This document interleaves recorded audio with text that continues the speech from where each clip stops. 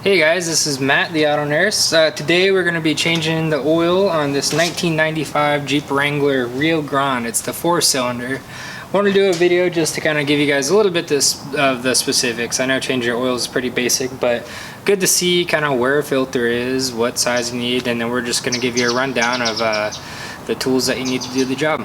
Hey guys, so basically these are the or like must-have tools to do this. So for this specific Jeep, basically we have this is a 5/8 socket on a 3/8 inch drive. We have a filter wrench, and then basically a flathead screwdriver to poke a hole in the filter so you don't get fluid everywhere. Hammer to help with that process. And then as far as the filters and everything we're going to be using, we have a Bosch 3402. Got this from O'Reilly's. I prefer Bosch. It's what we use on a lot of the German cars. And then we had a good deal on the 530 full synthetic. First things first, so what we're going to start, we have our little oil pan underneath the Jeep right now. 5/8 socket. Turn it loose, and then just by hand, we'll just drain it into the pan. Alright, here we go. Just going to bust the bolt loose just a little bit. There, she's loose, and what I like to do is just pull the actual socket off, twist it on, loosen it up, and put a little bit of pressure on it, and then once it feels like the threads are loose completely, just pull it out of there. Try not to drop it into the actual oil. Here we go. Simple enough. Now we'll let that just drain all the way out until it's just dripping a little bit. So one of the things I wanted to point out here is, so basically where your drain bolt seals, it has this, on this particular case, it has a rubber seal that basically mounts up to this pan. A lot of times though, there's a lot of this debris and rocks and everything else that could possibly get there. So it's good to just kind of wipe that down and make sure that this has a clean sealing surface. It's okay if there's a drip or so coming down. That'll actually help this spin on. So another thing too is it's important not to over tighten these. Okay, so what I like to do is tighten it by hand.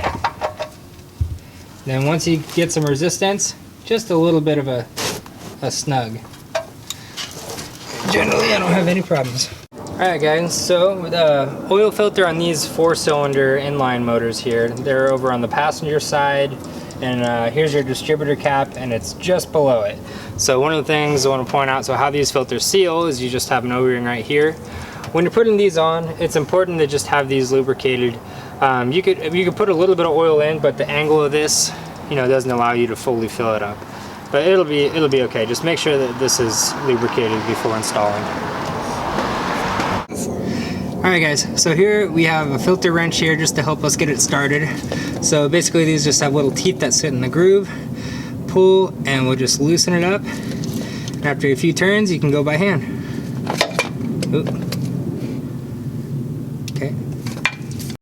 As you see here, we didn't need to poke a hole in this one, but a lot of times what you could do is take a screwdriver, poke a hole right here, and that allows the excess oil to drain out, so you're not making as much as a mess.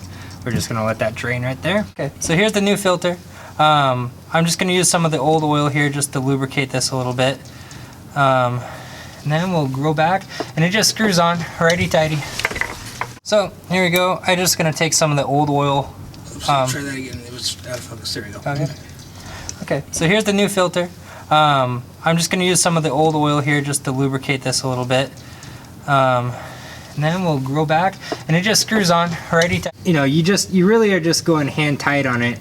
It's a little bit slick right now from my glove, so I'm gonna get a towel, wipe it off, give it one more little crank, hand tight, and should be good to go. Cool.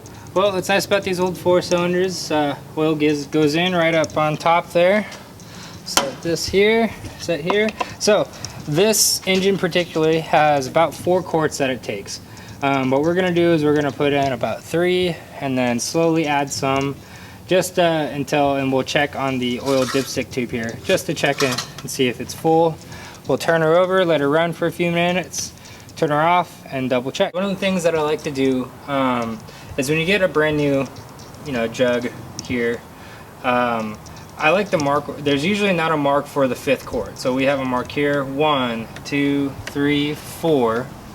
But there's usually no mark for that 5th quart, so I just like to go in with a Sharpie or whatever you have, and just put a mark where the 5th quart is, just so you know, for reference. Why is that easier? It's easier because as this goes down, I mean, you'll know here's the 4 quarts, here's the 3rd quart, so we just know from here we're gonna go 1, 2, where's that 3rd quart? 3rd quart here, and then we're just gonna check and see until our engine oil level is full. America. Alright, so one of the tips that I learned is taking these jugs, and when you're pouring them, pour them sideways, and so it won't kind of have those gobs that come out. It'll come out nice and even.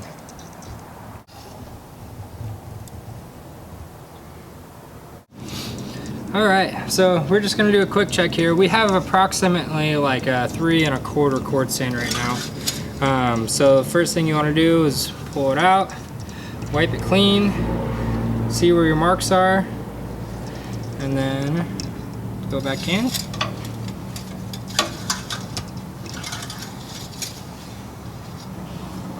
Okay, so we still got to add a little bit more. We're still at the add line, not in the safe. These old Jeeps don't have tick marks. So what we're gonna do here is I'm just gonna put this cap back on momentarily, let the engine run for just I don't know, a minute or so, just to allow the oil to circulate. We'll double check and refill as we need to.